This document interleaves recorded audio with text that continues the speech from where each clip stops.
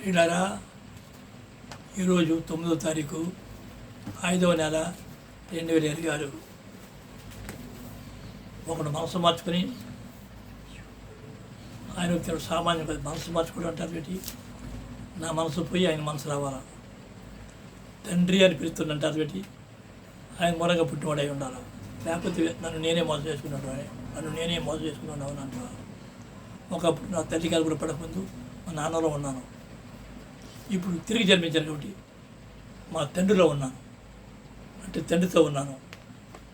తండ్రిలో ఉన్నాను, తండ్రితో ఉన్నాను. తండ్రి దగ్గరికి వచ్చాను. ఎందుకు వచ్చాను? ఆయన కొరకు వచ్చాను. ఆయన కొరకు జీవించాను. మళ్ళీ ఎక్కడికి వెళ్తున్నాను? తండ్రి దగ్గరికి వెళ్తున్నాను. నా కొరకు తెరబడ్డాయి, తృప్తిగా ఉన్నాను. కానీ మనసు మార్చుకుంటూ మనం ఉన్న అవసరం లేదు. సామాన్యం కాదు ఇది. యెహోవా పర్వతం దగ్గర ఎక్కదగిన వాడెవడు, ఎక్కిన ఉండదగిన వాడెవడు, వ్యర్థమైన దాన్ని అంత మనసు పెట్టగా ఎంతో స్పరిచితులు కలిగి అబ్బా చాలా కష్టం అనుకునేవాడిని. వీళ్ళని కొద్ది దూరం తెలుసుకోండి ఇంకా ఉంది. ఇంకా తెలిసిన తలపము తెలుసుకోవచ్చు అత్యధికము.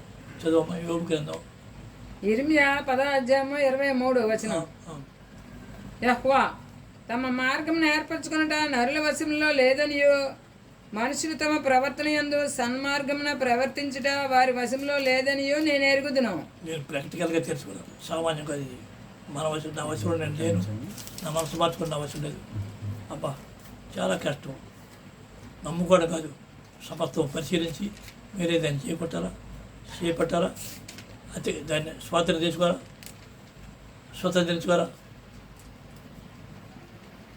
ఆయన యొక్క మెప్పు మనం పొందాలా. చదువమ్మా. యోబు 8:5-7 నీవు జాగ్రత్తగా దేవుని వెతికిన ఎడల, దేవుడు నమ్మడం కాదు, వెతకాలా. ఈ క్రైస్తవులు 1700 మార్గాలు ఉన్నాయి, ఇస్లాములు అనే మార్గాలు ఉన్నాయి, రఫీజులు అనే ఏది ఎక్కడ మార్గం ఒకటే, సత్యం ఒకటే, జీవం ఒకటే, గేట్ ఒకటే, నిత్యం ఒకటే మార్గం. అది వెతకని ఎడలా. నీవు జాగ్రత్తగా దేవుని వెతకిన ఎడల, సర్వశక్తులకు దేవుని బతిమాలు కొనిన ఎడల, తండ్రి అని ఆయన మనం బతిమాలుకోవాలి, వేడుకోవాలి, ప్రార్థించాలి, అడుక్కోవాలి. నీవు పవిత్రుడివై యథార్థవంతుడివైన ఎడల, పవిత్రంగా సామాన్యమా? పవిత్రుడిగా ఉండాలి. ఎవరి దృష్టిలో యథార్థవంతుడు?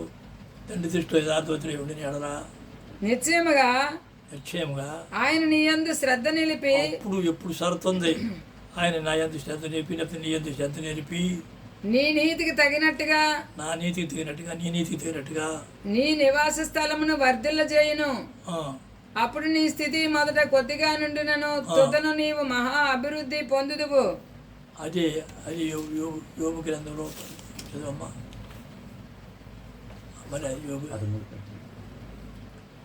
గ్రంథము 11:13-18 వరకు. నీవు నీ మనసును తిన్నగా నిలిపిన ఎడల, దేవుని మీద నిలపది. తిన్నగా ఆయన మీద, మనసు ఆయన మీద ఉండాలి, దృష్టి ఆయన మీద ఉండాలి, మనసు ఆయన మీద ఉండాలి, హృదయం ఆయన కొరకు ఉండాలి. అంతా ఆయన. అబ్బా బాధ స్వరూపమే. ప్రాక్టికల్ సామాన్యం కాదు ఇది. బోధించడం వేరు, ప్రాక్టికల్గా అనిపించడం చెప్పడం వేరు. నీ చేతులు ఆయన వైపు చాపిన ఎడల, మళ్ళా చదవమ్మా. యోబు 11:13-18 నీ చేతులు ఆయన వైపు చాపిన ఎడల, ఆయన ఎటువైపు చాపాలి? ఆయన వైపు. ఏ మనడు ఆయన వైపు చాపిన ఎడల, పాపము నీ చేతిలో నుండి చూచి నీవు దాన్ని విడిచిన ఎడల, పెట్టి ఆజ్ఞాతిక్రమే పాపము. ఆయన మాట వినపడమే పాపము, ఆయన నమ్మకపోవడమే పాపము, ఆయన వైపు చూడపడమే పాపము, ఆయన ఆధారపడపడమే పాపం. యోబు 11:13 నీవు నీ మనసును తిన్నగా నిలిపిన ఎడల, నీ చేతులు ఆయన వైపు చాపిన ఎడల, పాపము నీ చేతిలో నుండి చూచి నీవు దాన్ని విడిచిన ఎడల, నీ గుడారములో నుండి దుర్మార్గతను నీవు కొట్టివేసిన ఎడల, నిశ్చయముగా నిర్దోషివై నీవు సంతోషించదువు. నెరవేర్చినప్పుడు నిర్భయుడవై నీవు స్థిరపడి ఉందువు. నిశ్చయముగా నీ దుర్దశను నీవు మరచెదవు. దాటిపోయిన పారు నీటిని జ్ఞాపకం చేసుకున్నట్లు నీవు దానిని జ్ఞాపకం చేసుకునేదివు. అప్పుడు నీ బ్రతుకు మధ్యాహ్న కాల తేజస్సు కంటే అధికముగా ప్రకాశించును. ఆ, చీకటి కమ్మినను అది అరుణోదయం వలె కాంతిగా నుండును. చీకటి కమ్మినను ఈ అరుణోదయం వలె కాంతిగా నుండును. ఆ, నమ్మకమునకు ఆస్పదము కలుగును గనుక నీవు ధైర్యంగా ఉండువు.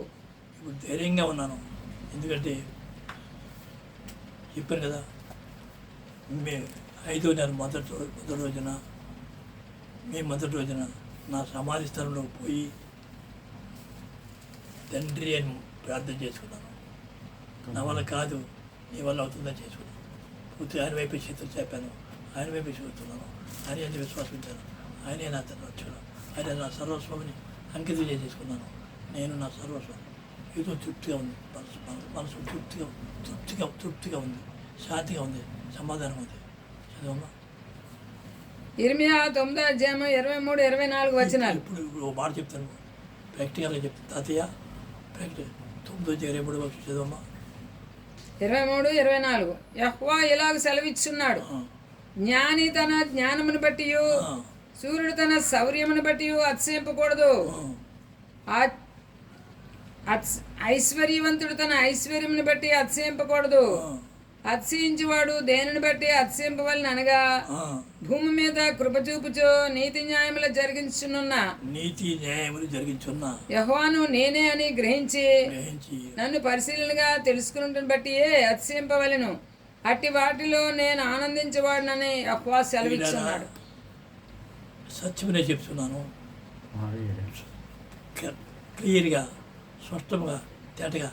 ఆ తండ్రియే నా రక్షకుడు, ఆ తండ్రియే పాపాలు క్షమించాడు, ఆ తండ్రియే నా సర్వస్వం, ఆ తండ్రియే నేను చేయవచ్చాడు. ఆ తండ్రి దగ్గరికి నేను వెళ్ళాలి, ఆయనతో ఉండాలి. నేను గ్రహించాను, వీరొక రక్షకుడు, వీరు పాపాలు క్షమించబడ్డాడు, వీరు నమ్మలేదు. 100% గ్రహించాను. పర్వతానికి స్తోత్రం. హల్లెలూయా. అతిశయిస్తున్నాను. ఇప్పుడు నేను అతిశయది తండ్రిని పెట్టి అతిశయం తండ్రిని పెట్టి ఆనందిస్తున్నాను, సంతోషిస్తాను. పర్వతాన్ని నా పర్వతానికి స్తోత్రం. హల్లెలూయా. యోబు 4వ అధ్యాయం 6, 7 వచనాలు. నీ భక్తి నీకు ధైర్యం పుట్టింపదా? ధైర్యంగా ఉంది. నీ యథార్థ ప్రవర్తన నీ నిరీక్షణకు ఆధారం కాదా? ఎవరి దృష్టిలో? పరలోకమందు తండ్రి దృష్టిలో. ఎవరి సన్నిధిలో? తండ్రి సన్నిధి. ఎవరి వరకు? తండ్రి. యథార్థ ప్రవర్తన నిరీక్ష ఆధారం కదా. జ్ఞాపకం చేసుకును, నిరాపరాధి అయిన ఒకడు ఎప్పుడైనా నశించనా? యథార్థ వర్తనలు ఎక్కడనైనా నిర్మూలమైరా? మాట చెప్తానండి. నేను గ్రహించినది ఏమనగా, ఆ పర్వతండే రక్షకుడు, ఆ పర్వతండి నామలోనే పాపించబోతున్నా, ఆ పర్వతండి తీర్పరి, ఆయనతో నిత్యం ఉండాలా, నిత్యం ఆయనతోనే. కాబట్టి ఆయన ధర్మశాస్త్రమే మార్గము, ధర్మశాస్త్రం సత్యము, ధర్మశాస్త్రం జీవము, ధర్మశాస్త్రం గేటు, ధర్మం. కాబట్టి పరలోకం తండ్రి నా మనోన్నత తెరచను, నా మనోన్నత తెరబడ్డాయి, మీ మనోన్నత తెరబడాలని మనోన్నత ప్రార్థిస్తాను. హల్లెలూయా. హల్లెలూయా. స్వరం చలో ఫినిషింగ్ ఎవరా నెట్లో చూడండి.